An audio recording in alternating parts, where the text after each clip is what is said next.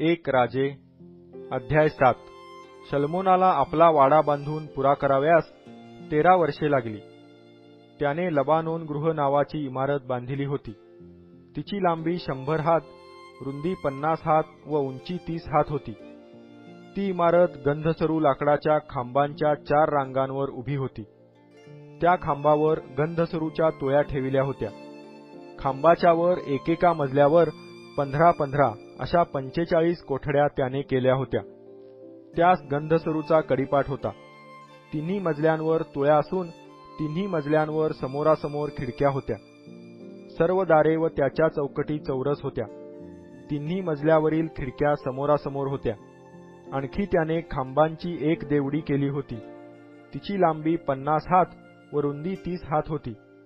त्या खांबापुढे एक देवडी केली असून सर्वापुढे एक ओटी होती. तिला खांब होते. मग सिंहासनावर बसून न्याय करण्यासाठी एक दिवाणखाना त्याने केला होता. हीच न्यायसभा होय. तिला खालपासून वरपर्यंत गंधसरूची तख्तपोशी केली होती. त्या दिवाणखान्याच्या आतल्या बाजूच्या चौकात त्याचे राहावयाचे घर होते. तेही वरच्यासारखेच बनविले होते. शल्मोनाने फारोच्या कन्येशी लग्न केले होते. तिच्यासाठी सदरील दिवाणखान्यासारखेच घर बांधिले होते. या सगळ्या इमारतीस पायापासून मुंढेरीपर्यंत आतून बाहेरून मौलवान तासीव चिरे लाविले होते. ते चिरे मापून करवतींनी चिरून तयार केले होते. बाहेरल्या मोठ्या अंगणात ते लाविले होते. त्यांचा पायाही 10-10, 8-8 हात लांबीच्या मोठ्या व मौलवान पाषाणांचा घातला होता. त्यावरून मापून तासलेले मौलवान पाषाण व गंधसरूची लाकडेही होती. मोठ्या अंगणाच्या सभोवार तासलेल्या चिऱ्यांच्या 3 रांगा व गंधसरूच्या तुळ्यांची 1 रांग होती. परमेश्वराच्या मंदिराचे आतले अंगण व त्या मंदिराची देवडी यांच्याप्रमाणे ही रचना होती. मग शल्मोन राजाने सोर येथून हिरामास बोलावून आणले. तो नफ्ताली वंशातील एका विधवेचा पुत्र होता. त्याचा बाप सोरातला एक तांबट होता. पितळेचे सगळे काम करण्यास लागणारे शहाणपण, अक्कल व कौशल्य ही त्याच्या ठायी भरपूर होती. तो शल्मोन राजाकडे येऊन त्याचे सर्व काम करू लागला. त्याने पितळेचे 18-18 हात उंच असे 2 खांब तयार केले. त्या प्रत्येकाला वेढावयास 12 हात दोरी लागे. त्याने त्या खांबाच्या शेंड्यावर बसविण्यासाठी पितळेचे 2 ओतीव कळस केले. एका एका कळसाची उंची 5-5 हात होती. खांबाच्या शेंड्यावरील कळसास बुट्टीदार जाळ्या आणि साखळीच्या माळा केल्या. एकाला 7 व दुसऱ्याला 7. या प्रकारे त्याने खांब तयार करून त्यांच्या शेंड्यावर प्रत्येक कळसाला झाकण्यासाठी जाळ्यांच्या एका रांगेवर डाळिंबाच्या 2 रांगा केल्या. जे कळस देवडीच्या खांबांच्या शेंड्यावर होते त्यांच्या 4 हात जागेत कमळांचे काम केले होते. प्रत्येक खांबाच्या शेंड्यावर जाळीला लागून असलेल्या गोलाईच्या जवळ आणखी एक कळस केला होता आणि प्रत्येक कळसावर ओळीने 200 डाळिंबांच्या रांगा काढिल्या होत्या. हे खांब त्याने मंदिराच्या देवडीजवळ उभे केले होते.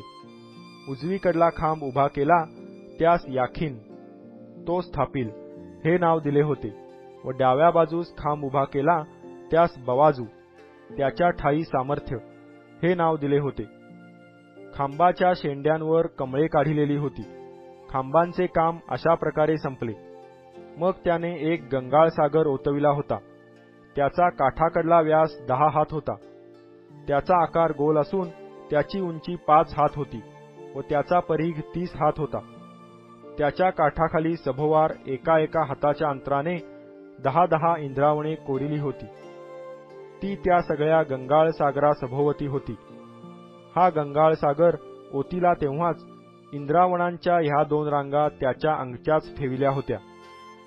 हा गंगाळ सागर 12 बैलांवर ठेविला होता. त्यापैकी 3 उत्तराभिमुख, 3 पश्चिमाभिमुख, 3 दक्षिणाभिमुख व 3 पूर्वाभिमुख होते. त्यांच्यावर तो गंगाळ सागर ठेविला असून त्या सर्वांचे मागले भाग आतल्या अंगास होते. त्याची जाडी वीतभर होती. त्याचा काठ कटोऱ्याच्या काठासारखा असून त्यावर कमलपुष्पे कोरली होती. त्यात 2000 बथ पाणी राहत असे. त्याने पितळेचे 10 चौरंग केले होते. प्रत्येक चौरंगाची लांबी 4 हात, रुंदी 4 हात व उंची 3 हात होती. चौरंगाची घडण येणेप्रमाणे होती. त्यास पत्रे लाविले होते आणि ह्या पत्र्यास सभोवार कंगोरे होते. कंगोऱ्यांमधल्या पत्र्यांवर सिंह, बैल व करूब यांच्या आकृती कोरिल्या होत्या. त्या कंगोऱ्यांवर एक बैठक होती. सिंहाच्या व बैलांच्या खाली लोंबत्या माळा कोरिल्या होत्या. प्रत्येक चौरंगाला पितळेची 4-4 चाके व पितळेच्या धुऱ्या केल्या होत्या. प्रत्येकाच्या चारही पायास लागून ओतीव खांदे होते. ते खांदे गंगाळ ठेवण्याकरिता वरच्या भागी ओतून जोडिले होते. त्यांच्या बाजू माळांनी शृंगारिल्या होत्या. कळसांच्या आतल्या बाजूपासून वरच्यापर्यंत त्याचे तोंड 1 हात उंच होते. हे तोंड बैठकीसारखे असून त्याचा व्यास 1.5 हात होता. त्याच्यावरही काही कोरीव काम होते. त्याच्या पट्ट्या गोल नसून चौकोनी होत्या. चारही चक्रे पट्ट्यांच्या खाली होती आणि प्रत्येक चक्राच्या धुऱ्या तळाशी जोडिल्या होत्या. त्या प्रत्येक चक्राची उंची 1.5 हात होती. चक्राची घडण रथचक्रासारखी होती. त्यांच्या धुऱ्या, पुठ्ठे, आरे आणि तुंबे ही सर्व ओतीव होती. प्रत्येक चौरंगाच्या चारही कोपऱ्यास 4 खांदे होते. हे खांदे व चौरंग दोन्ही अखंड होते. प्रत्येक चौरंगावर अर्धा हात उंच गोलाकार झाकण होते आणि त्या झाकणांचे टेकावे व त्याच्या पट्ट्याही चौरंगाशी अखंड होती. त्या टेकाव्यांच्या पृष्ठभागावर व पत्र्यांवर त्यांच्या त्यांच्या परिमाणाप्रमाणे करूब, सिंह व खजुरीची झाडे कोरिली होती व सभोवार माळा दाखविल्या होत्या. या प्रकारे त्यांनी ते 10 चौरंग केले. ते सर्व एकाच साच्याचे, एकाच मापाचे व एकाच आकाराचे होते. आणखी त्याने पितळेची 10 गंगाळे केली होती. एकेका गंगाळात 40-40 बथ पाणी राहत असे. त्या प्रत्येक गंगाळाचा व्यास 4 हात होता. त्या 10 चौरंगातील प्रत्येकावर 1-1 गंगाळ होते. त्याने 5 गंगाळे मंदिराच्या दक्षिणेस व 5 गंगाळे उत्तरेस ठेवली होती आणि गंगाळ सागर मंदिराच्या उजवीकडे आग्नेयेस ठेविला होता. तसेच हिरामाने गंगाळे, पावडी व कटोरी ही बनवली.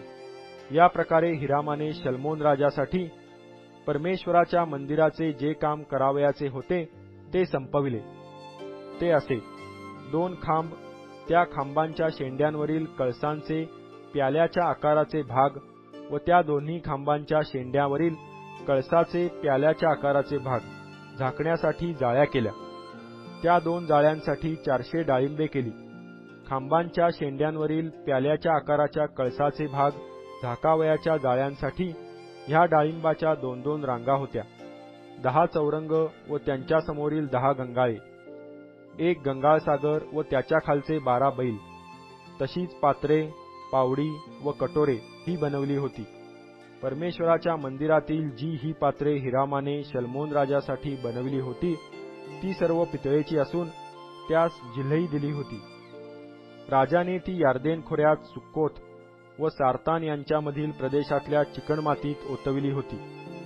ती पात्रे पुष्कळ असल्यामुळे शल्मोनाने ती वजन केल्या वाचून ठेवली होती. पितळेचे वजन काढिले नव्हते. परमेश्वराच्या मंदिरात जितकी पात्रे होती तितकी सगळी शल्मोनाने करविली. ती ही वेदी व समर्पित भाकरी ठेवण्याचे मेज ही सोन्याची केली होती. गाभाऱ्यासमोरील उजवीकडल्या 5 व डावीकडल्या 5 समया शुद्ध सोन्याच्या करविल्या होत्या. त्यांचा पुष्पशृंगार, चाडी व चिमटे ही सोन्याची करविली होती. पेले, कात्री, कटोरे, चमचे व धूपदाणे ही शुद्ध सोन्याची करविली होती. तसेच मंदिराचा अंतर्भाग म्हणजे परमपवित्र स्थान याच्या कवाडांची व मंदिराच्या म्हणजे पवित्र स्थानाच्या कवाडांची बिजागरे सोन्याची करविली होती. या प्रकारे परमेश्वराच्या मंदिराचे जे जे काम शल्मोन राजाने हाती घेतले ते समाप्त झाले. नंतर आपला बाप दावीद याने समर्पिलेले सोने, चांदी आणि पात्रे ही शल्मोनाने आत आणून परमेश्वराच्या मंदिराच्या भांडारात ठेवली.